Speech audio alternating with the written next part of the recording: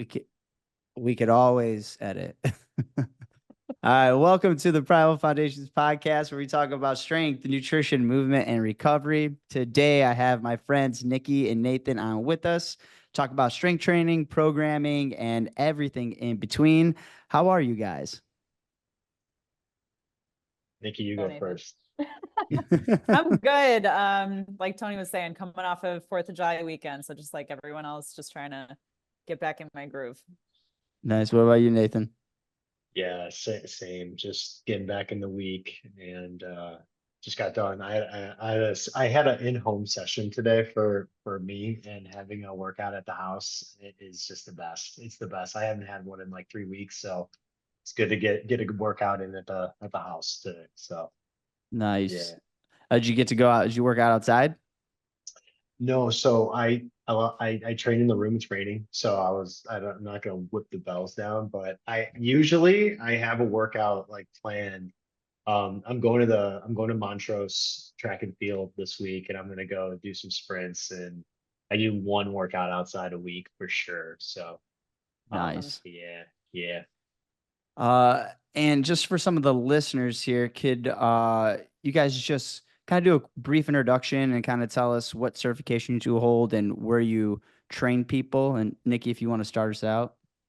Sure. My name is Nikki Georgeson. I'm a strength and conditioning coach here in Chicago, Illinois, and I'm a hybrid coach. I do in-person coaching at Ethos Training Systems, which is in Roscoe Village and just opened, and you guys should both come. It's super, super awesome. And then I'm hybrid, so I'm also online offering strength and conditioning. I'm a nutrition coach as well and recovery. So working hybrid. I hold a Strong First Level 1 Kettlebell certification, CFSC Strength and Conditioning, and Precision Nutrition. So triple threat are my main ones. Nice. Those are my main ones. Nice. And Nathan, what about you? Yeah, I am a strength and conditioning coach as well. Mostly, I'm in the kettlebell wheelhouse, but we'll dabble in barbell and a few other things. But yeah, based out of Chicago, I have like, believe it or not, 10 years in the industry already. It's crazy. It kind of zoomed by, and I right out of school, I started training. So I started in person, but now I'm fully virtual with clients one-on-one, and just started programming out of an app this year. And it's rewarding. It's cool to see your ability to like help multiple people at one time at a small, like, with less to do. I don't know how to explain it. It's really cool. But then I am an SFG1, which is sick. I got that last year. Shout out to my friends that came out and did it with me. It was such an awesome experience. And I'm a KBCU2 coach. That's one of the newer schools, but shout out to that whole group. It's like literally changed my life. So yeah, KBCU2. I have my ACSM, like my CPT. I'm actually going to start studying for my CSCS here soon. So that's something I want to work on and just have just for me, selfish Awesome. selfishly.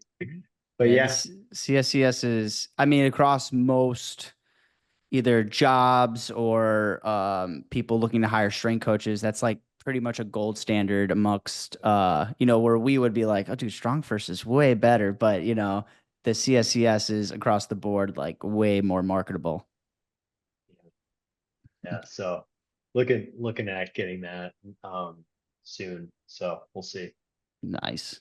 Uh the first thing I want to do is kind of throw a huge curveball, and this can go any which direction as typically my podcasts do, but um kind of talking about misconceptions about strength training and whether this be the realm that we see of like social media, general population, or like when we get clients in, what are some of the top misconceptions that you feel like you're fighting against as a strength coach?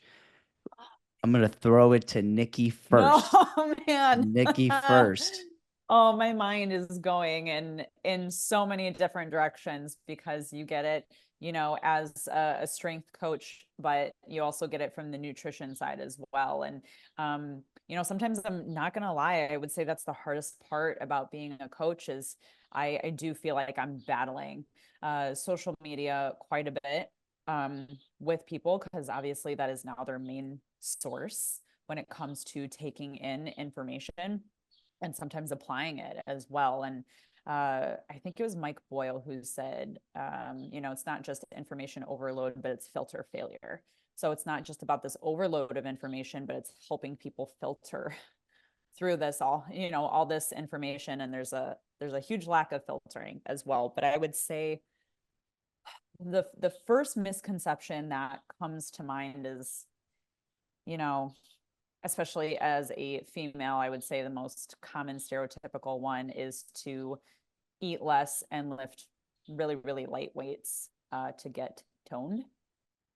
That is still something that we're battling that I feel like really stems from the 80s. And I always wonder what's going to happen, with younger people now in social media and what they're going to struggle with and, 10, 20 years from now. But that is still something that is very, very present. The whole spot reduction, I'm going to be doing, Yeah. I'm going to work on my abs and I'm going to have abs. This and the grabbing of the body when I'm speaking to someone, versus, and I think this is where you guys can really relate, male or female, is getting people to focus on strength, the power of strength, right? And really like getting people to understand what that means, both from a physical standpoint and a mental standpoint. Nate, what are you thinking? Yeah, this is an amazing question. To kind of piggyback off the end of that, I think the big thing for me in the past few months is kind of like how we are approaching weight training and strength training and kind of approaching it more as like a practice and a skill versus like thinking of it as, oh, I'm going to go and do a bunch of random things and make it this random event. You gotta go into each session as if it's like you're practicing for something. Like you're going into a gymnast goes into practice their backflips, right? It's like I'm going into each session to practice the skill of strength and to teach people that, strength is a skill. It's something that you can acquire through repetition, through practice, through intention. So piggybacking off that, it like even just that concept alone is like super powerful and trying to get that across to people. Um, and then yeah, just there's just so much information right now. And I think even in the strength and fitness world we're in, yeah, I mean just all over the place. It's just all over the place. Like there's just you go on, there's like 50 accounts just telling you 50 different things. And our jobs really, yeah, it's like we're filtering out information for people and making it more digestible for them just to be like, hey, I can make this a part of my life. That's all my goal is like I want to find you the program that's gonna make this a part of your lifestyle. It's gonna make it a part of, who you are. And you really got to pay attention to those things. They're really small things. And that's where I think the personal training is just so important because people don't realize that they have it in them to do to do a lot, right? To get strong. But also just following a program that sticks to fundamentals, sticks to the basics, and helping people get there in the most minimal fashion. I think in the beginning is like the best for me. That's kind of what I've seen and what I want to do. So yeah, I hope that answers the question. I know it's a loaded question. You can go, like you said, so many 100%. different, so many different ways with it. But in short, just making sure that we're getting, the most simple concepts across to people and hoping that they grab at least one or two at a time. So yeah, Yeah, you made me think of, do you guys know who Mike Perry is? Yeah. yes. Oh, we both go, yeah. Yeah, Yep. that dude's pretty cool. And he just did a post recently, and Nate, you just made me think of the post. And he was posting about how his son, he does like a lot of lacrosse training now. And he was doing some like directional stuff with his son, and the son wasn't getting it, and he was getting frustrated. And he like takes his son to the side. He's like the kid's like, I don't get it. I'm not understanding whatever. And he's like, why are you getting upset? Like, just take a breath and you'll be fine. And he was still getting frustrated. He's like, why don't you speak German? And the kid's like, what? Like, what do you mean? He's like, why can't you speak German? And he's like, I don't know. I never took German lessons. He goes, if you want to get better at German, what are you gonna have to do? He's like, take German lessons. And he goes, exactly. Like he's just telling his son, like, you just gotta focus on the practice and develop it, and before you know it, you'll start speaking the language. And yeah, I feel that's the same way what you were saying about the skill, the practice. Too many people think this is a 3 month endeavor versus a 3 year slash lifetime endeavor, and they want to get super fit super quick and bail out on some of their programming or whatever too quickly because they don't want to take the time with it. And that's the one thing that I think people don't realize how long this takes. And this is a lifetime of, strength training and becoming physically fit and getting able to do the physical activities or demands that life throws at you. It's a forever thing. So 3 week shred or 9 week shred program it's not gonna cut it. I want to talk about while we were just talking about programming, what are, and thinking about this, some of the must-haves when you program, like a big grand scheme of strength training. What are some of the must-haves that you have to have, or you personally think have to have in the program? Nate, we're gonna start with you. Yeah. So for me, I kind of it's a great question. I It love is. this. I kind of just again just more I'm trying to simplify things as much as possible in these last like few years because they're again it's just like so much information. What do you follow? Where do you go? What I've noticed, I've done a lot. I've done a few different programs, and I'm like, what is overlapping in these programs? What is making these programs so effective? Like, what's the structure? Like, actually look at the structure.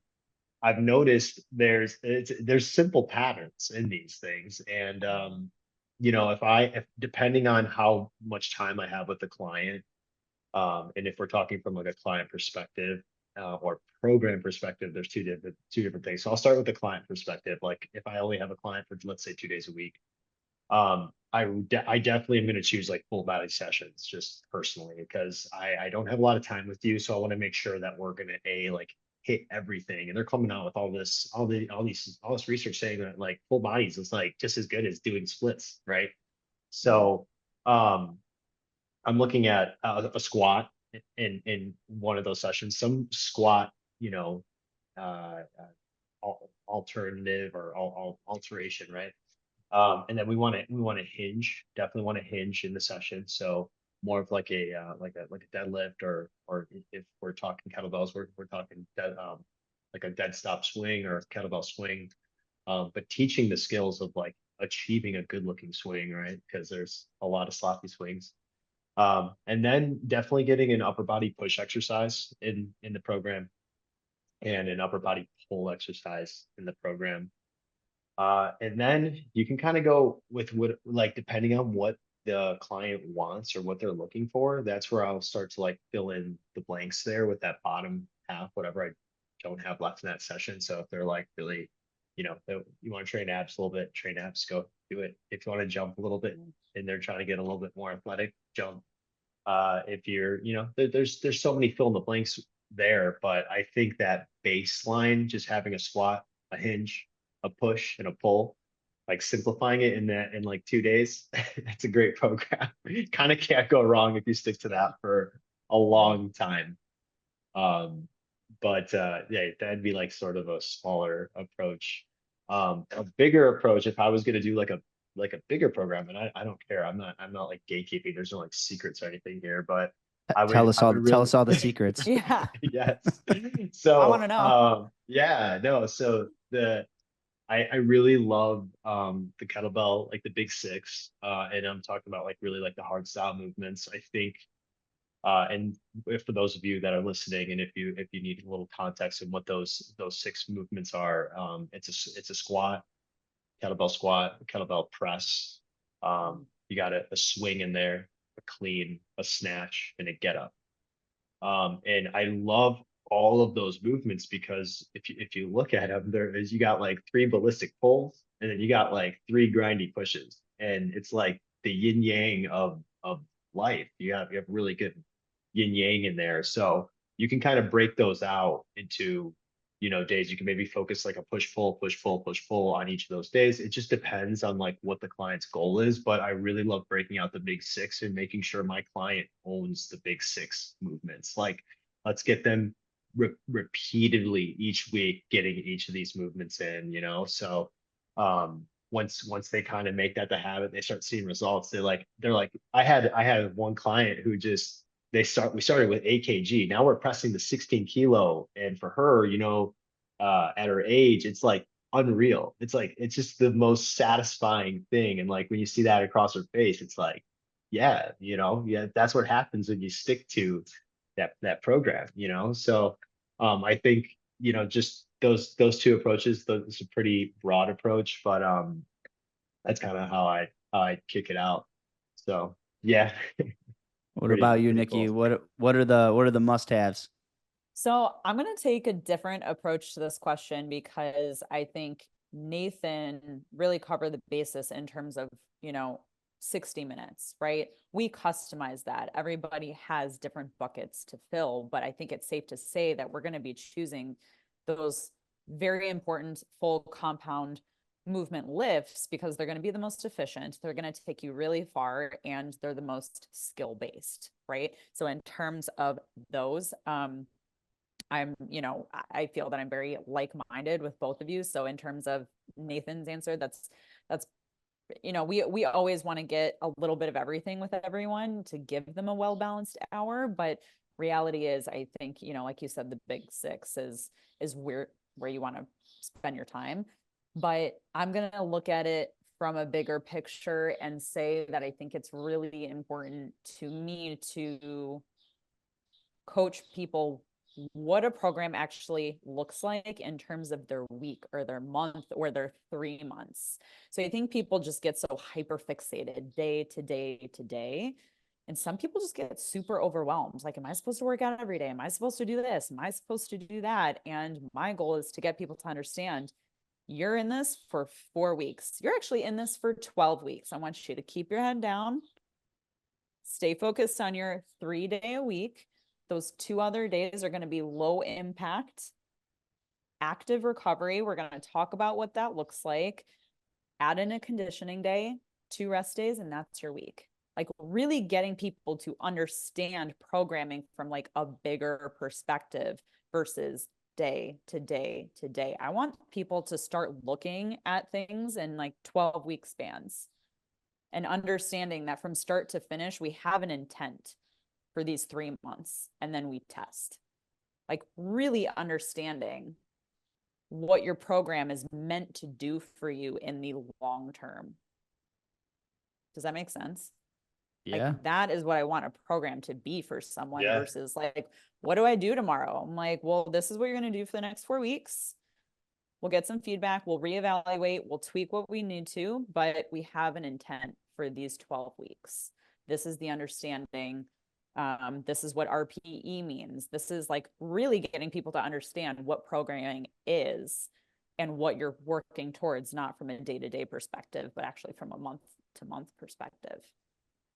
Yeah, That- I like both. So both of you are like hitting this nail on the head of like, the simplicity, like you were saying, Nathan, is like the simplicity is super important because I think this, and probably most of us on this, Zoom call here think this the well, but like too much variety and too much sporadicness is, yeah, it's like it might catch the attention of the client or the group classes that they're in, but it's not going to get them anywhere towards their goals unless there is like this huge, like 12-week, 8-week, whatever it may be, program where it is going to be a little basic. Like, you are going to do the push, the pull, the hinge and all that. You're not going to do the sexy, flashy, Olympic lifting, where they see on Instagram.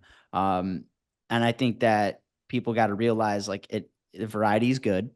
It's okay. Throw like you're saying I like to say tell people I'm like I programmed bicep curls for you today. And they're like, why? Because I tell them like I don't really think bicep curls are great. And it's like it's not a functional thing. I said bicep curls, like nobody's gonna be upset with bigger arms. And they're like, checks out. All right, cool.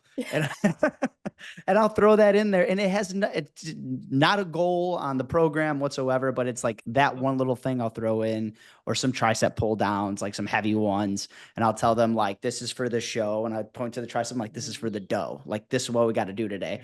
And making it fun, but we don't go away from like 3 or 4 of the bigger lifts or pushing and pulls or motor patterns. The one thing I would add that I'm doing more of, and this is just because of like the athletes that I train and even like older clients. Like right now, I'm working more with like high school athletes, a lot of single leg work.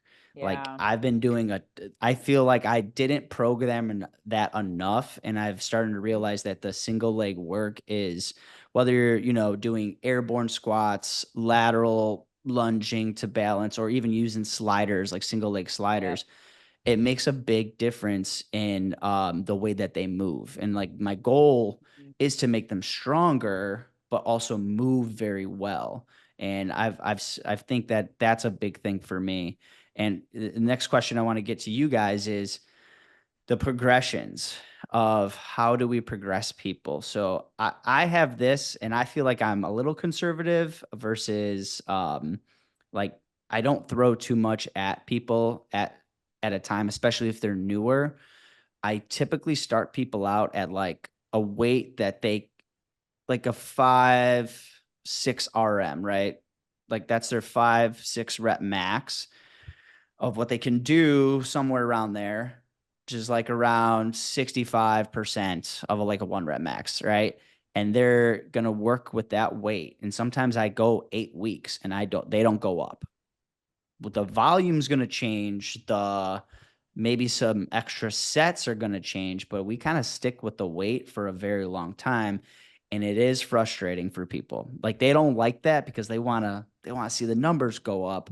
But until I feel like those skills are being developed, especially bigger lifts, deadlift, barbell pressing, even bench pressing. Like if we're gonna do those big barbell movements, like they gotta look good before we start loading them. Do you guys feel Yep. like you guys stay with the same weights, or you're like, my programming is a consistent progression up? Whoever wants to take this one first. I can go if you don't. Yeah. Yeah, Go because for it. this is awesome, and this is another great question. And like why I love Bell so much is because um I think going into specific movements, let's use a deadlift for example, right?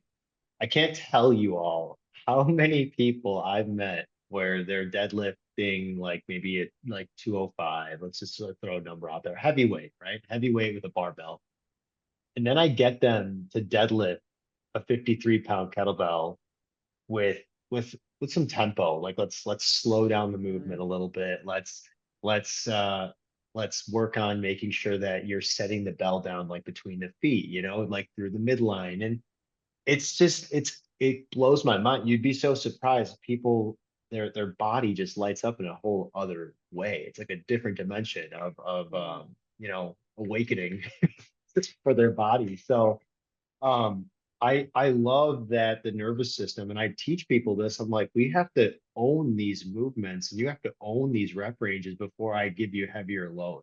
It's like Yeah. I'm not gonna and that's kind of like a retooling or like rethinking fitness, and that's our jobs is to help these folks just like realize that heavy doesn't always mean like you know that you're getting stronger. Right. You're not going to get stronger all the time because we're going up in heavier weight. Moving the bell better, moving the weight better at that load is a progression too, right? So and that's the cool thing. Like once you practice enough and you apply practice to the weight or to the workout, you're going to naturally just feel stronger, that the weight is going to get lighter. And then the natural progression is just going to be like, oh, I'm going to go up a little bit in weight and load. And I know from a coaching perspective, and like you said, Tony, it's like hard to get people to buy into that and bite into it. But I just know that I'm trying to win you long-term results and trying to have you approach this from a long-term perspective. And it does take a little while. It is not an easy thing, and you have to meet the client where they're at. If they want to lift heavy weight one day, I'm like, all right, let's just grab the bell for one set. Let's go heavier. Let's grab the barbell for one set. Let's go heavy. Let's try it out. We'll see how we do. But you got to give me 4 sets of that lighter lift. So And yeah, I I hope the that one answers thing it. I like about the bells too is you can't really move up in a bell because unless you own the one before. Like you can't Yeah. own the 48 kilo like get up if you can't do the 32 kilo get up, you know? So, but the bad thing, not the bad thing, but being in like a weight room that has multiple dumbbells and multiple plates, like, Yep. oh shit, I could keep adding a five and a five and a five because it's Yeah. like, oh, it's just five. It's five. Like when kids want to go up in dumbbell sizes and I'm like, and they're doing some work, I'm like, they're like, yeah. I'm like, that didn't look that great. What would you grab? And like they were supposed to use like 10 pounds. I'm just using like a regular number, 10 pounds. And they got like the 20 pounds. And I'm like, okay, that's 100% like more weight. Increase. Yeah, like what are we doing? They're like, yeah, it's only 10, but yeah, that's 100% more weight than you just Yeah. had 5 minutes ago. Like it looks like it's not a lot, but it is for you. But what about you, Nikki? Like if you're going through programming, like how do you make your progressions and jumps with your clients? So I have a couple answers. A big one for me is tempo. I do a lot of tempo work with people, and it's funny that you guys say that because I coach group classes as well. And when we're in a phase of really focusing on tempo and range versus load, I always tell people, I'm like, listen, you want lighter to moderate weight. You can push your intensity as we go, but like really feel out the tempo first before you make load decisions. Like, trust me on this one. And some of them did not trust me on this one. And by the second set, I mean, they can hardly maintain that tempo. I'm like, I'm telling you guys, like, I'm telling you, like, it's gonna get challenging quickly by maintaining that tempo with good quality form. And you just have some of those ego lifters and who are thinking like more is better, right? And we know that more isn't better, more is just more. Unless you're really moving the weight and moving it well. So I would say tempo work is my favorite just because it's always really humbling and demands a lot of control. And I think for a lot of people, they are just moving so quickly that it's just really good over time. Like Nathan said, it's really hard not to end up moving well when you slow people down. And then sometimes I program people, regress to progress. I think some people want to, you know, what I like to tell people is that sometimes you have to stop doing the thing in order to do the thing. So sometimes I'll back them off of the thing for 12 weeks and they're like, what the heck? Like I said, I wanted to do pull-ups, but if we keep hitting a wall, if they're not coming out right, personally, I feel like we need to back off of them, still working, towards it, but not actually doing the thing. And then normally 12 weeks later, like something almost magical happens. Like they'll go right up there and their mind will just be blown, like not understanding how they sometimes got to their goal by not doing it for 12 weeks. Like I don't know if that's ever happened to you guys, but I think recently I had a client who was just the last 10 years is accustomed to always that heavy lifting, every day heavy, every day heavy. And I wanted to challenge her and I knew she was going to be really uncomfortable, but I programmed swings and get-ups 4 days a week, a little sprinkle of goblets and pull-ups. And she was so uncomfortable when she looked at this program. I mean, and I knew she would be. And I think at the beginning of that program, beginning of those 12 weeks, she was struggling to get a chin up or pull up. And by the end of 12 weeks, she texted me and she's like, I just got 3 chin ups, like clean. Yeah. Right. So sometimes in programming, I do like to back people off of the thing to actually accomplish the thing. If that makes sense. Love that. Yeah, it makes perfect sense. You know, in turn, like if you're looking at it a lens of endurance athletes and running, you know, there's so many athletes that will continue to run, and you know, there's a peaking phase, and you're going into your competition, and that's when you're hitting those intensities. But after that, you need to really back off and let your body recover. And when they take a week, one of my athletes today, actually, he's been off of running for 6 days, and he hasn't ran, like he's not run for forever. And he's a 3-time state champion, right? 3-time state champion. He's literally, his coaches were like, you need to take a week and a half off of running to do other things. That's why he's working more with me to develop these other muscle groups in the body, so he can actually call on those muscle groups when needed, because running is in the bank for him. But people just, like you said, more is better, right? Well, shit, man, better is better. And what you need, what's better for you right now, is to, you know, throw those movements in there and to get them kind of recovered, but also stronger in different areas. And then these aha moments, and that's fantastic. What do you guys think about, and this is a hard, again, talk about like hard things to deal with like clients, and it's even harder in group classes, is having them have some reps in reserve. Nate, what do you think about that one? Oh yeah. I have a saying that I stole from somebody on this. But if you work out hard enough and you can go in an alley and someone jumps you, you get your ass kicked, you worked out too hard, right? Because it's just the intensity for each session. You should feel like you're feeling good coming out of the session. You shouldn't feel dead coming out of a session. That's like just too much. And that's just a load management thing, right? So I heard that somewhere and I'm like, it's so true. You want to come out of a session of training and feel like you can kick somebody's ass. And I mean that in a way where it's like you have the energy reserve ready just in case. You shouldn't feel depleted. You should feel empowered after your session. And you know, another like really cool thing about that too is you're actually getting much stronger. I've been following this program. I've been following Brett Jones's program, Iron Cardio, for like 2 years now. Okay. And I definitely have a lot in the tank at the end of some of my sessions where it's like, okay, I'm doing 30 sets total of each side. I'm using, you know, X bell.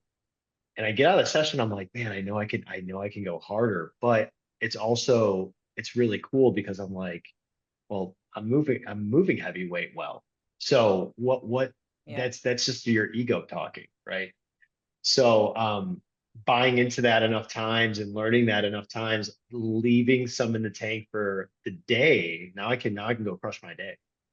So that's kind of how I think about it as well. So but yeah, just have enough to get into a fight with a bear, and you've done your session right. I think we got to put that on t-shirts. Yes. I hope you know I steal that. Yes, take it. I steal that. Take it. I do. I really do. Take it. All right. What about you, Nikki? How do you? I mean, unless you feel differently, do you feel like people should have some reps in reserve during their sessions? Oh yeah, absolutely. 100%. And I think it's just I think it's a really good learning experience for people, because I really think that it's such an opportunity to teach people also how to like feel their weights, asking what weights should I be choosing. That's a valid question. Some people, especially in group classes, like have no idea. One, always start lighter. You can always work your way into more load. But to me, you know, in terms of strength, you should have about 2 reps left in reserve. If the last 2 are challenging, great. In most cases, especially in the programming that we do, 5 reps in reserve is just a little too much for me, right? If you can do 5 more, it's probably too light. You should have at least 1 or 2 reps left in reserve. And I have some ambitious clients who really like to push. So that's definitely a learning moment for them. They're like, I could do 2 more reps. Cool. Cool. Cool, man. Yeah. It's fun in that way. Like luckily my clients are playful, but they have learned like the dynamic between them and me now. It gets funny.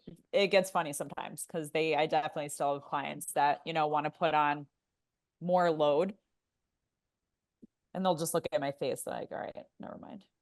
Like, cool, good. Yep. Good idea. I tell people, I'm like, we can have those sessions, like we can do them, but you're not gonna love. Yeah. Like, it's not a reliable way to keep training and like me with you. But there's a time and a place, right? Exactly. There's a time and a place. I think like once a week, even in like my like personal sessions, like I'll push a session. I agree. But even, that's like even at like a higher level. And even if it's like once a month with my client or once or twice a month with them, depending on how many times you have them and you want to give them a push, like that's the cool thing is like when you're training at like a 5 or 6 each session, your client is really learning about like their intensities at like, holy, I can push to this level. Yeah. So that's also very empowering. You're giving them those like buckets of success to understand that, every session doesn't have to be, you're going to be in a wheelchair the next day. Right. Yeah. It's not a healthy way to approach exercise. You're exercising to move better. You're not exercising again to put yourself in a wheelchair like the next day because you're so sore. It gets me fired up when I look at like social media and somebody like recorded themselves post leg day and they're like walking around their house and they can't get up the stairs and they're like, I'm just like, what the fuck? Why are you posting that? Like that you did something wrong.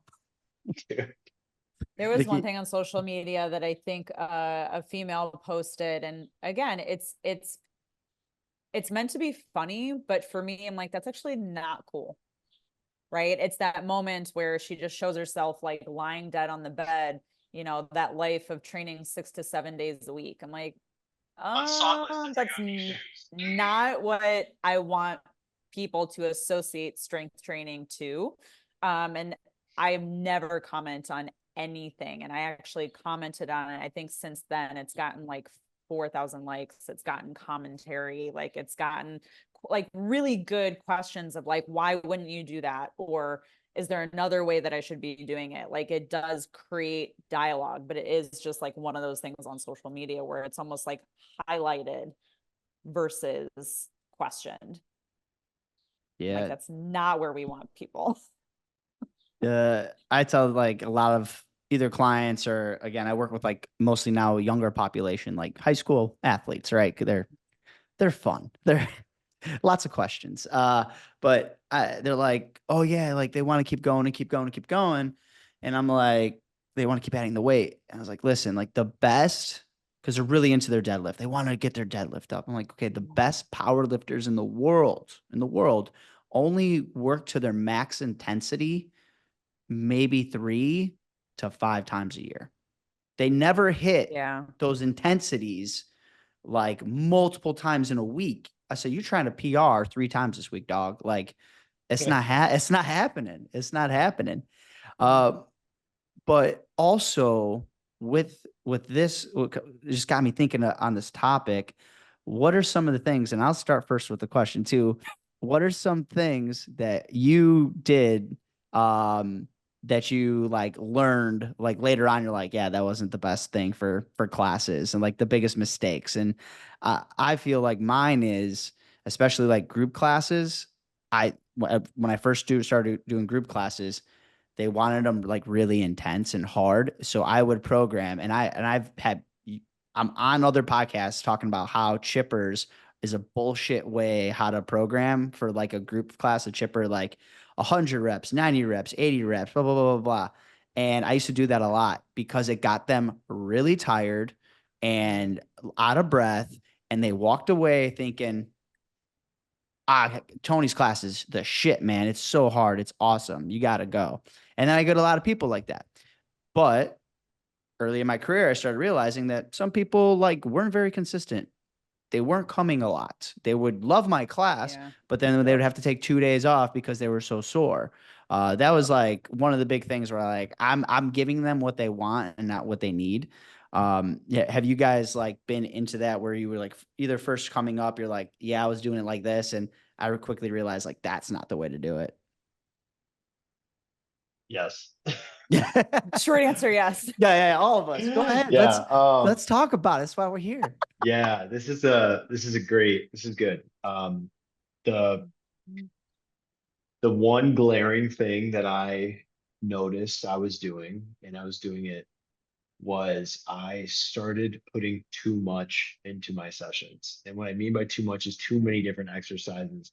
So from a coaching perspective, I had one of my friends, and if he's listening to this, he's gonna laugh because he knows who he is.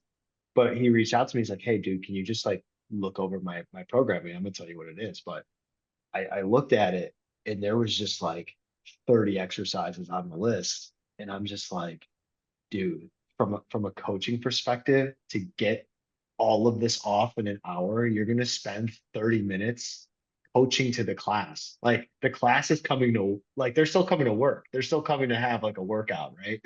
So why don't you cut the exercises in half and focus on like less? And I guarantee you're gonna have a 10 times better class. And that's what I was doing. I was doing that to myself for a good, like, I'd say 2 or 3 classes. And I learned pretty quickly. I'm like, I can't keep this. There's no way I can keep this up because first of all, Yeah. I'm coaching. It's too much coaching. Like I'm just over coaching. You're dominating the class too much. You got to let people breathe. You got to let people do their thing. You got to let people move. Yeah. But because you're wanting to give like the intention's there, like you're wanting to give a quality class as a coach. You're like, I'm coming in to teach and to give this way of this style of training, right? But at the same time, you gotta be careful. Too much in one class because you can just Mhm. overwhelm somebody. They're just gonna be like, man, there's too much going on in that class, and people weren't coming back. So as soon as I cut the amount of exercises I was doing in a class, I started seeing people like come back, resign, you know, come back more frequently. So that was one thing I will tell anybody out there, just less can be more. Yeah, So big time. I yeah. experienced it more with the nutrition coaching than I have training. I was really lucky to, especially in a group setting, I did not run the programming for the group training that I've done. Someone else has done it, and it's always been awesome. But I've learned a lot more through nutrition coaching. There are things that I did years ago that I thought was the right thing to do. And a lot of which is trying to get people to meet certain standards. And if they don't, then it's not going to work for them. And realize that that doesn't work and that doesn't work with people. And honestly, more so sets them up for failure. I thought like, these are the metrics. This is what you're supposed to do. This is how you're going to get there. It's really simple. Now you have to meet them versus meeting people where they're at when it comes to nutrition coaching. So, you think it's just like me thinking that I had all the answers because, you learn nutrition and then you realize when you go to apply it to humans, you're like, oh man, this is not what I thought it was going to be. So I've tweaked a lot of my nutrition program to better suit each individual because I tried it the other way around and it doesn't work. Yeah, making things too confined, too strict. Like nobody's they're not gonna follow it, but you No. gotta let them have a little. Nikki was Mm-mm. on the podcast before, and I just remember one of the things they're like, you mentioned this, and it just kind of reminded me of a client's like, I had ice cream this weekend. You're like, okay, and like What kind? yeah, right. Like you were gonna shun them. We talk about, we talking Jenny's? What are we talking about here? Yeah. I'm But like no, Oh, Primal Berry Crisp. Ben and what's that? Jerry's. I What? said Brambleberry Crisp. Oh, I mean, It's Jenny's. It's Jenny's. if I get Jenny's, like I allow myself every once in a while some ice cream, and that Bambleberry crisp, that's the one right there. Dude, Or this is gonna get taken over by ice cream, but the other one is it's a Jenny's one, and they only have it every so often. It's the goat's cheese ice cream. No. It's Really? awesome, okay. awesome. Is it like cheesecake? Dude, I don't know what it's like. It's awesome. It's great. I had it once before somewhere else at like a really nice steakhouse. They had goat cheese ice cream, and it was like a balsamic glaze with like basil. And I was like, "Is that good?" And they're like, What? "It's the best thing we got in the menu." I'm like, "I'll have it." Oh, So I okay. had it. I was like, "Damn, this was fire. It was the best thing I ever had, ice cream." And then Jenny's had it like as a pop-up flavor. I go, "I'm definitely getting. I definitely got 2 scoops." Damn. Now I gotta look forward to it. I'm Yeah. What such a about sweet I gotta try. sucker. yeah? What about you, Nikki? What's your go-to here? Oddly enough, and I know it's very classic, but they do it the best is their strawberry buttermilk. Strawberry So buttermilk. good. And then if you do it with their peanut butter flex, it's like a peanut butter and Yeah, jelly I know type which of one it is. situation. Dang. People are So good. listening to this, so they're gonna be like, "This guy's They're like, took a bro. turn." we dabble in some sweets. We It's get okay. after it, but You need it. You need them here and there, right? Oh yeah. uh, I want to talk about. So we're all strong first, right? We're all strong first, and we are. They have their training principles or programs, what have you. But for the modality of using kettlebells, do you feel that's is it appropriate for most of your clientele, or is it like kettlebells should be really reserved for certain individuals that meet kind of standards or requirements? Whoever wants to start with this one. You can go, Nathan. Boom. You just got Yeah, I popcorned. it's cool because I started my training career not knowing anything about kettlebell. So I have like and I was pretty vanilla to like the whole social media scene. Like I wasn't in it. So I was very I don't know, like just organic when it came to approaching and to coaching, training. And you know, well, I'm going to get to a really good point here, but I was just doing everything, like just too much of everything. I would be using the barbell. I mean, you're trying to meet your client where they're at. Regardless, I was doing my job. I had a full book. I was doing a good job. I'm not going to beat that Nathan up too much. But cables, machines, barbell, dumbbell, kettlebell a little bit, but now with all the information that I know, um, and I guess I am like I really kind of niched myself into like as being a kettlebell coach because I love it. I love it. I do think it's the greatest gateway into strength training Yeah. for multiple reasons. The one big one is it's light, right? Like it's a light and accessible and they're cheap and they're portable and they're super easy to like grab and put back. You don't have to like re-rack a barbell and you spend so much time doing that as a coach and it's like breaking it down, putting it back together. It's like they're super easy and accessible. And I love when people are now people I feel like now more than ever they're just they're getting bigger and bigger. But I do think that I have like a tree, like a skill tree in my head of like how I think people should apply strength coaching, just strength training in general. And Yeah. kettlebells are my main part of the tree. And then you kind of branch from there. And the reason why is like you just get good at the basics with the lighter weight. You don't need like 135. We can get really good at moving with 35 pounds. Like that's why I love the kettlebell. And I do think it is a great entry point for anybody who's trying to get into fitness, strength training, and they're super cheap and affordable. You have a full gym. Like as soon as I know I have like 50, but all I really need on that rack right there is like 3. Yeah. So, Is that so yeah. is that your personal stash right there? Oh yeah. These are all Look my at that. children. These are my I love children. it.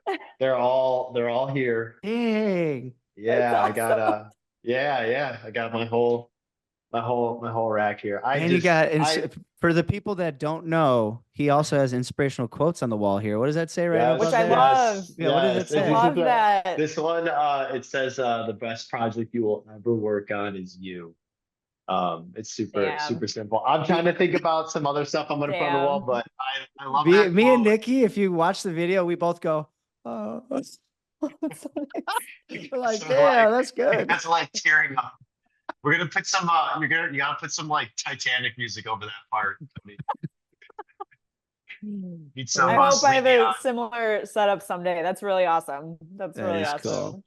It's awesome, and I want to just say one more thing to it is like I have seen it's so cool to see like my clients now they're building their own gym, and it's That's just awesome. so empowering. And like they came at me, we started with like a 25 and a 35, and now we have the full set, and they're like, I want more. I'm like, yeah, you get it.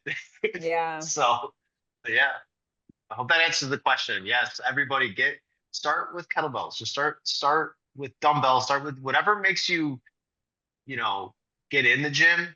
Yes. But I'm Mhm. telling you, I've dabbled with a lot of stuff, and kettlebells simplify a lot of things for you. So Yeah. yeah. What do you think Yeah. about Nikki? Oh man, and it's really funny that you asked me that question because that's actually been on my mind. And I am also going through my process of building an app as well. And so it really forces me to ask myself those kind of questions that you're asking now. It's like, what is it that I want to offer people? And I think I always will come back to kettlebells. Um, it's hard for me personally because I love both.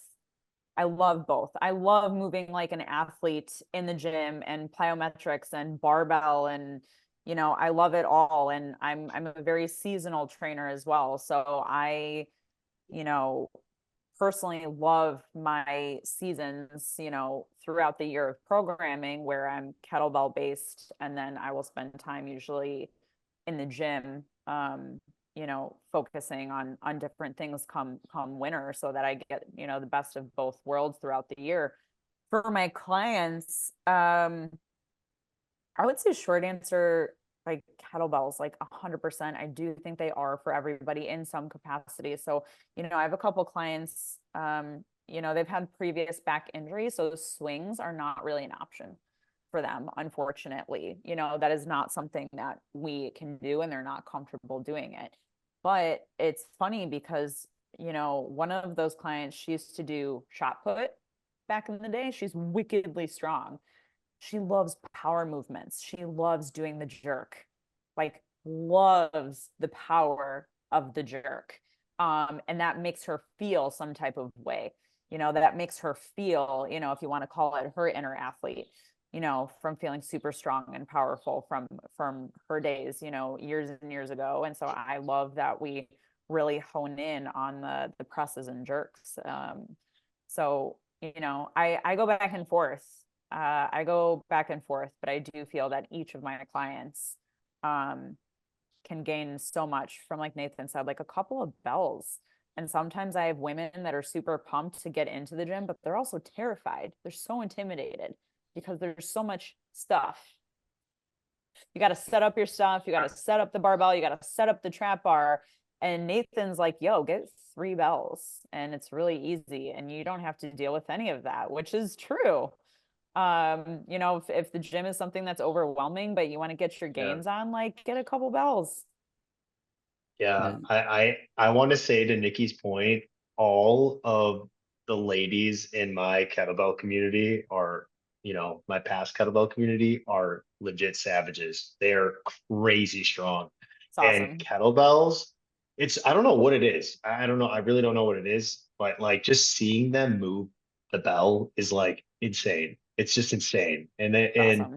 I have been seeing like my wife has been getting into coaching, and she's getting a bunch of female clients. She just Yeah. is. And it's awesome that that is becoming a gateway for crazy power, crazy strength. And if that's what's going to get more ladies into the gym, from just my Right. perspective, it's just yes, like it's awesome. So that's why I love SFG, is because like it's so, we get both. We get a lot of guys, there's a lot of girls, and it's like it's Mhm. both, right? And Yeah. that it's super empowering to see that. So love that. I I think what I really want to emphasize about bells, because especially being at my strong first certification, but also my most recent workshop, I had two new ladies in there, and this was new to them. I was new to them. And when I'm demoing, one of them said,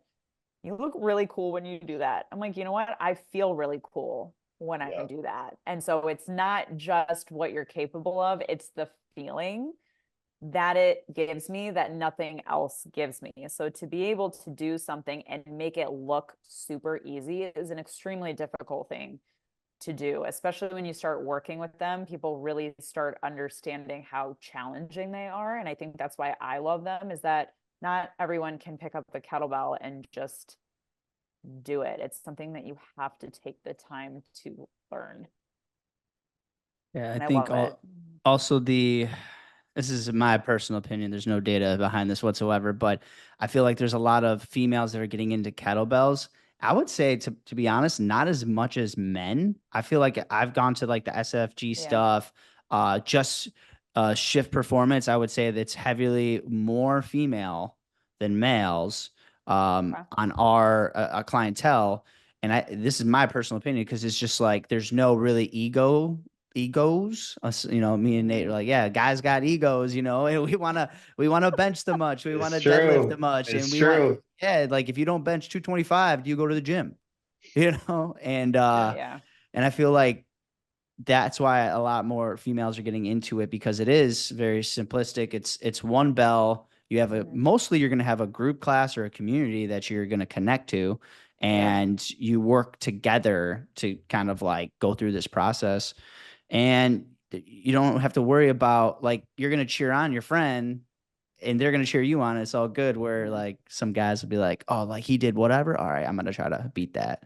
Yeah. But going to the one thing I wanted to say about the kettlebells before I get to this next point is, you mentioned it, like you had a client that couldn't do swings, but but they can do like a clean and jerk or something. And Mhm. we were at SFG2, and John Ingram like made Mhm. us all do single arm clean and jerks, like five on the right, five on the left, for 10 minutes Mhm. straight. Like he just like boom, boom, boom, Oh, boom. And he's like, did anybody do a swing in here? And we're like, no. He's like, are you tired? And he's like, we're like, yes. And Yeah. he goes, well, you've just tapped into the same energy systems as you were if you were going to do some Mhm. swings today. yep. Yep. And he's like, Yep. honestly, he goes, I would say it's even safer than swings, because when you're Mhm. doing a clean whether you're doing a single, like a goblet clean to a thruster type over your head, or a jerk, or single arm jerk, or double, right? If it's sloppy, it ends up being a push press, and you're gonna get the bell Right. up. You Yep. know what I mean? And we were going, I was like, yeah, man, like I never really even thought to do like clean and jerks for conditioning. Yes. But Yeah. it kind of opened my eyes a little bit of like, what else can we do with the bell that we Yeah. think, that is a little bit different. I use a lot Mhm. of bell stuff for mobility. Like Nate, we did the kind of the workshop, the coaching workshop, and the Yep. first thing we just did a bunch of arm bars. And that Yep. has Yeah. changed my life, because I had Yeah. shoulder surgery. Arm bars have changed my life. Like I'm able to do bent presses now. I have the mobility where when I first started kettlebells, I couldn't, like, it would go like this. I didn't have the mobility to get my bicep in line with my ear. And over Yep. time it's worked. So, Yep. and to some point, like I think bells, whether if you're not swinging and snatching, I think there's still a vital tool that we all can use. agree. And I want to talk about the, oh, let's get to this in a second. Let's talk about some social media, guys. Oh man, Sweet. Let's do it. let's. As trainers, right? And I've seen both of you are very you know, engaged into social media. Like, how is that feeling? Like when you first started, like your coaching page, and then you get on Instagram. How was that for you guys? Nikki, you could start this one. Oh man. I am still building my relationship with social media. I am still trying to understand how to leverage it. I think I am someone who has seen it as such a hard space for me to be in mentally, that it's really hard for me to kind of shift that mentality and be like, this is your opportunity and space to build community off of something that you love to do. I just really feel like I have to,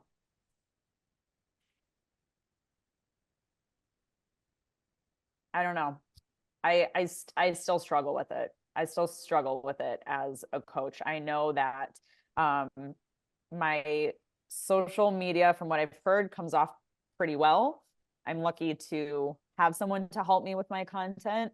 But putting myself out into that space is actually something that's been really challenging for me, really, like really hard for me. And that's something that I'm still trying to just really look at it from a positive perspective and not always from a negative perspective, because there's always going to be other stuff on there. There always will be other stuff that has to do with fitness that I don't agree with, that I don't feel is responsible. I think it's always going to live there. So it's just learning how to coexist with it and do the best that I can do as a coach, and to help build a positive dialogue. I don't know if that really answers your question, but social media, it's just like really it's so present in all of our lives, and I'm really learning how to work with it instead of constantly resisting it.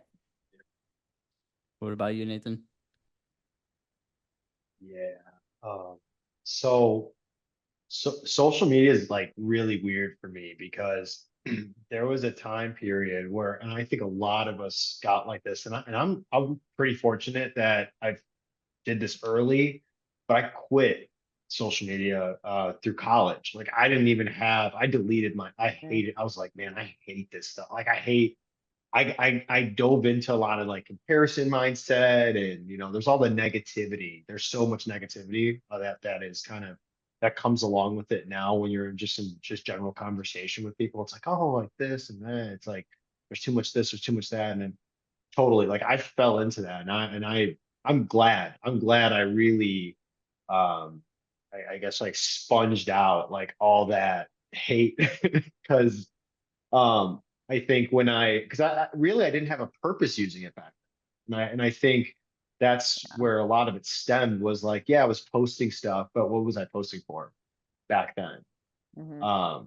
And I think now, like 4 years later, I first of all, it's like everything else. You have to practice this thing. It's like it's a tool. We have to really approach this thing as a tool, and we have to practice posting. Everybody's going to post different because we're all different people.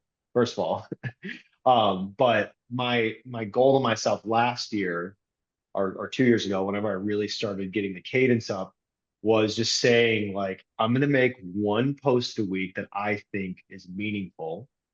And when I think of an idea, and this is something that like literally anybody can use, just jot it down. Like even if it's like at a random time during the week, like it can be any idea. Like even when I'm working out or when I'm walking or when I'm running or when I'm, at work, I'll just jot down the idea, and like I'll have a pen, like a section of note where I'm like, I'm gonna Mm-hmm. post this. And I started doing that more, and I just did that once a week cadence. And I really forced myself, just like working out, like just like showing up and just doing it and just putting the time in. And I'm so proud of myself for that, because again, like I had to reinvent how I thought about what I'm doing on this thing, but I have a purpose now. Like now it's like Yeah.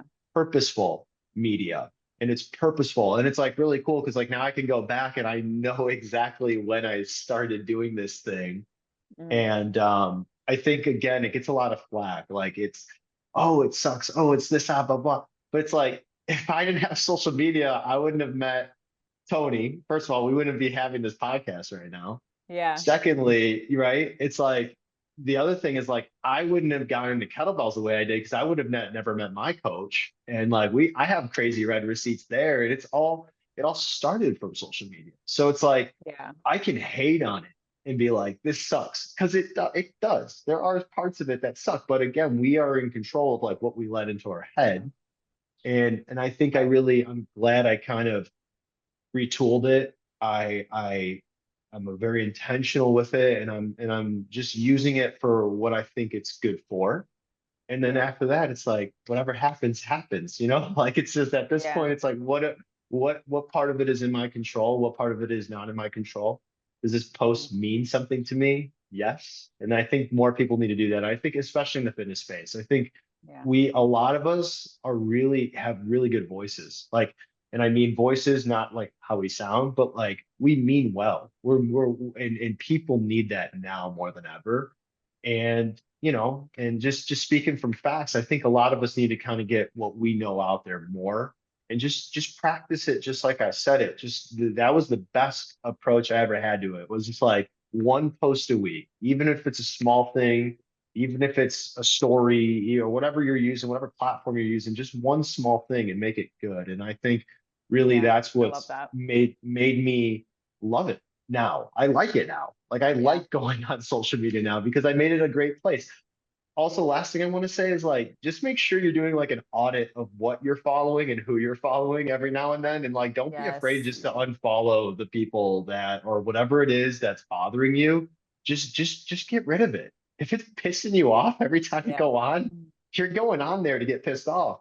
Like just unfollow it. Just rip the band-aid off and unfollow whatever it is, whatever page it is. So Yep. I hope that answers the question, but Well said. it's definitely something that we as coaches, I think it's like a great tool now for coaches. Like I want to Yeah. just reiterate it again. It's like we have are talking positive, and the world needs more positive now than ever. I guarantee that. I know that for a fact. Yeah. So this tool is helping you get that message out for free. For free. You can make it look however you want. So Yeah. do that and just practice it and and watch some YouTube videos on how to get better at it. That's it. Yeah. I don't know what Yeah. to say. I don't know what else to say. I Yeah. I don't know if anybody else is like this. Like, man, one, I don't like to be on camera. To be, Yeah. if you can believe Oh. it, like I don't like to be on camera. I hate it, and I hate filming in the gym. And I'm just like, oh God. And I just know I don't know if you guys are in the same way, but I used to spend like so much time on like one post, Mm. like an hour editing it. No, the music isn't right, and da da da. And then you Mhm. post it, and you get 3 likes. You're like, fuck this shit. I'm not doing this Yeah. shit anymore. And then I post like, to Yeah. swear to God, the one time I posted like some steaks. I just made a picture of some steaks, 10,000 views. I'm like, I didn't even do anything. And it got 10,000 views. I'm like, what the, Yeah. Yeah. it's weird. Yep. Yeah. I Yeah. just really focusing more on, not so much on what, people say you should be doing. Just do what you want. Yeah. Just post what you genuinely want to post. And like Yep. Nathan said, the rest will happen. And whatever that Yep. is, it's out of your control. So I think for me, it's just like anything else, just practicing how to show up imperfectly. And Yep. that's just part of like leadership, right? Leading by example, which is really, what we do. Mhm. And the last thing I want to talk about before we kind of like exit out of this and talk about Mhm. some upcoming projects here is just community, and um, me personally, and I have to thank, Nathan for this too, because Nathan was reaching out to me via social media, like, hey, let's go come to a class. And I was like, I'm like, I can't this day. Let's try to do this day. And we just kept back and forth. And it had to be like months, right? Like Yeah. back and forth. And Yep. then finally we like locked down to go get like a coaching workshop at shift, and just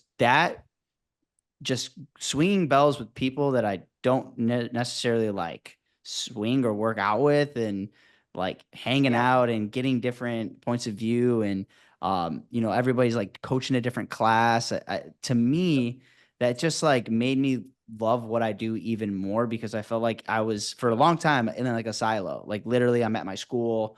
I would go to shift every once in a while to coach a group class, but like I didn't see anybody else. So how do you guys feel about, whether it's these meetups we've been doing or just community in general?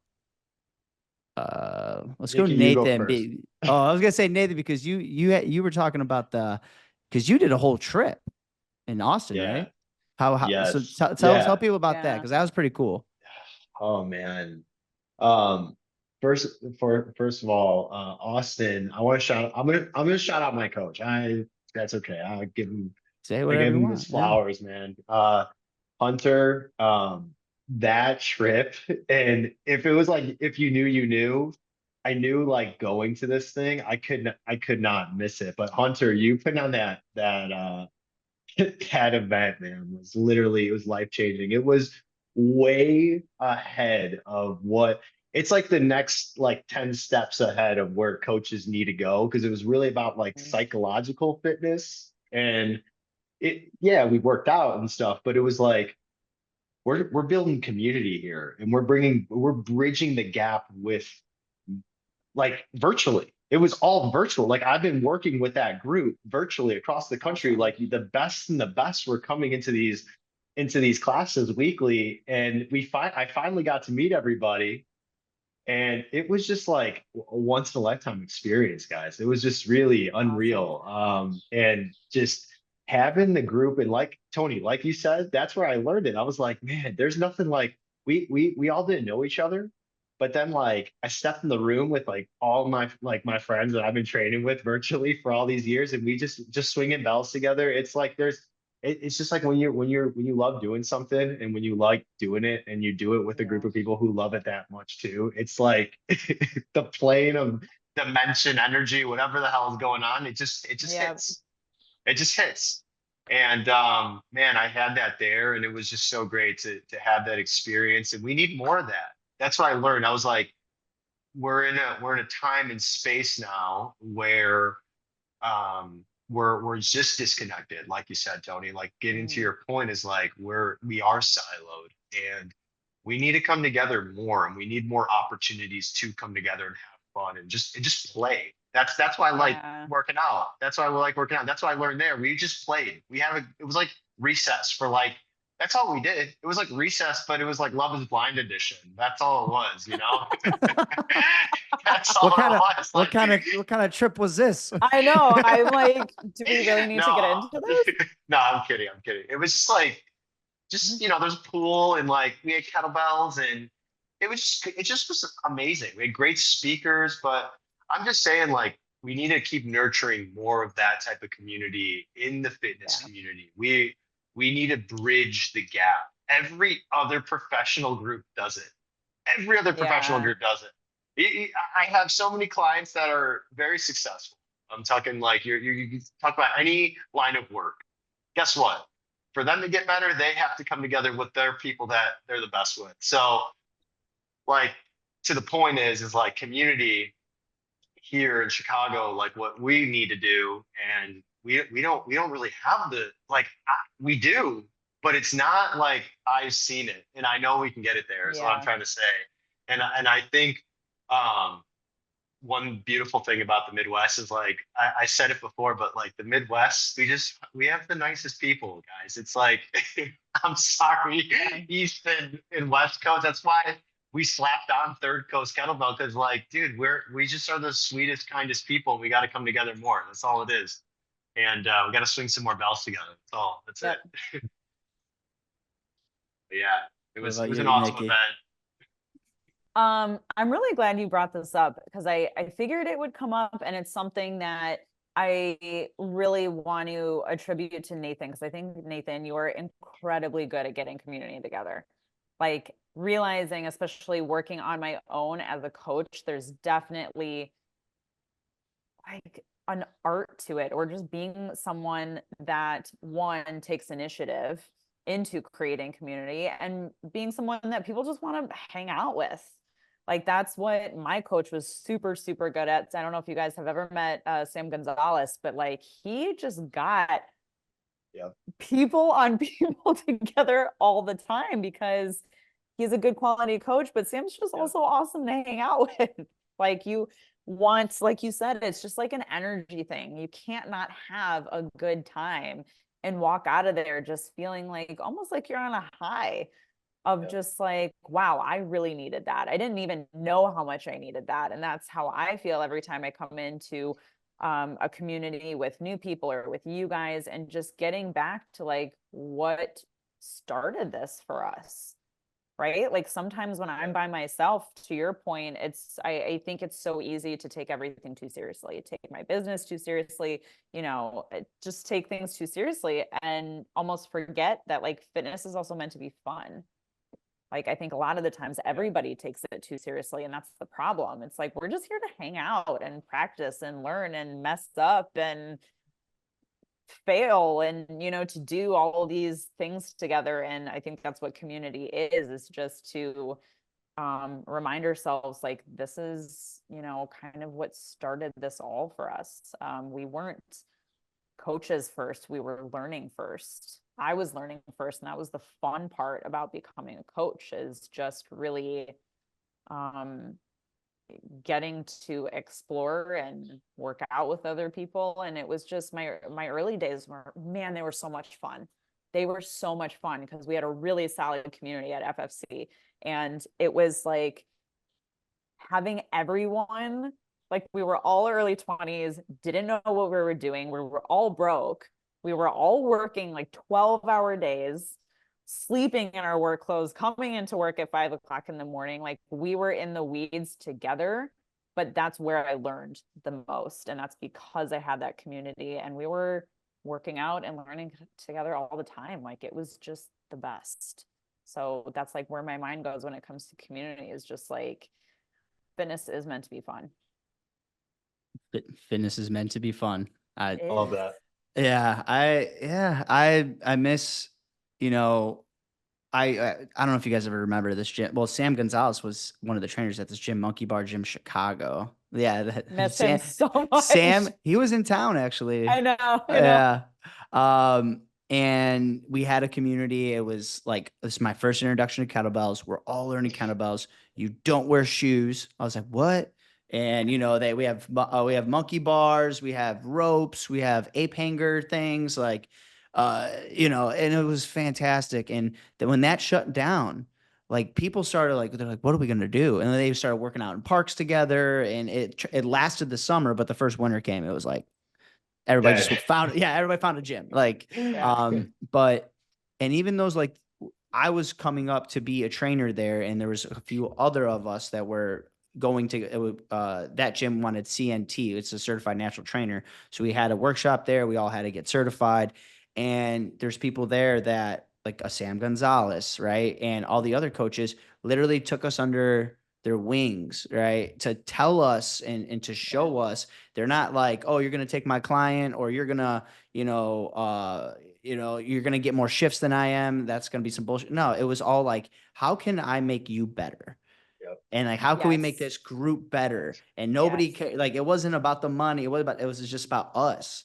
And I miss that. And to you guys' point, man, like we have a good community out here, and just to keep having these conversations and get groups of people together and have some fun and work out and swing some bells and maybe do like a happy hour or something. I don't know. Something. Yeah. Yeah, we'll do Yeah. something fun. Yeah. We Well, got I'll to go do that get brunch. Yeah. That brunch you're telling me about, Tony. Oh, say less. what You brunch? you were Say saying like less. it was like a rap brunch or something, right? Remember? Oh, old school Yeah. brunch. So there's a That's brunch right. that goes city to city, and it's all like old school R&B, like old school hits, and literally like What? it that Oh, sells out as soon as the tickets go The out, and move. it sells, and you're there from like, I don't know, 11 to 3, and you're just having like every like song is that one song you like drove in your car when you're like 16, just with the windows down. That feeling the whole entire time. That's awesome. Yeah, well, if it Count me comes to in. town. Count me in. For you guys, what are some up and coming projects? Nikki, what do you got coming up? Holy moly. A lot Down the of pipe here. projects, guys. Yeah, there's a lot happening at once, but all super exciting. So, well, Ethos just opened.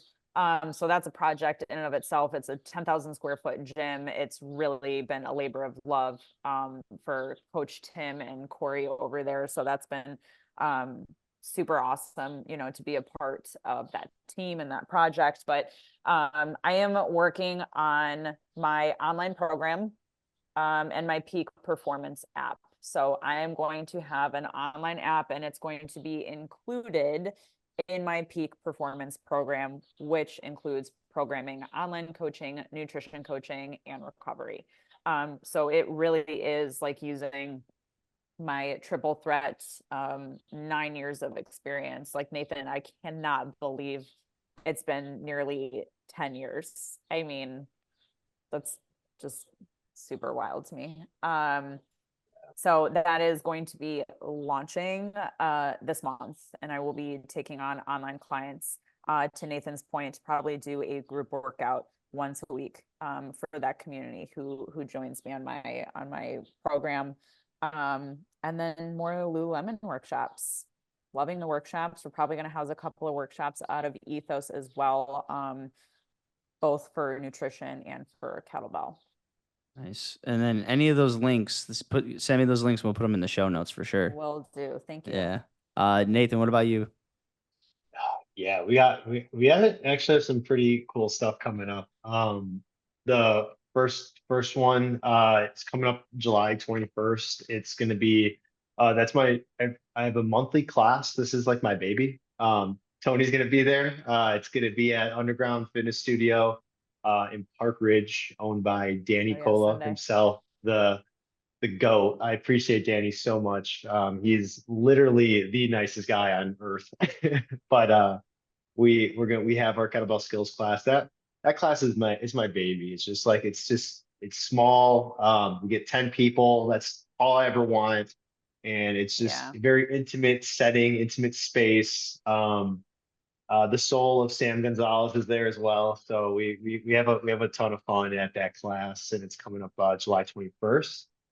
And then my other like venture that I got going on with my partner in crime, Dom, is Third Coast Kettlebell. So we've been doing our outdoor classes, and that's been so much fun.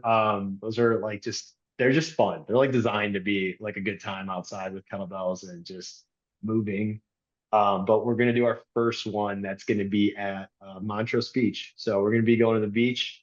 Um, we got to put a little bit more logistics into that one, but it's gonna be a blast. I only have 5 spots left for it, so Awesome. we're close to selling out. And those, like, I just want to say, like, thank you to literally everybody who's been supporting that one, because we're just getting such a unique group of people. Like, I'm saying, like, people that I've known since I was little, and then people that Dom knows since he's little, and then people that we work with now, and my coworkers. And like, That's it's crazy. awesome. It's just like such a unique, amazing group of human beings coming together. And it's cool. We're all not that different. That's kind of the key there.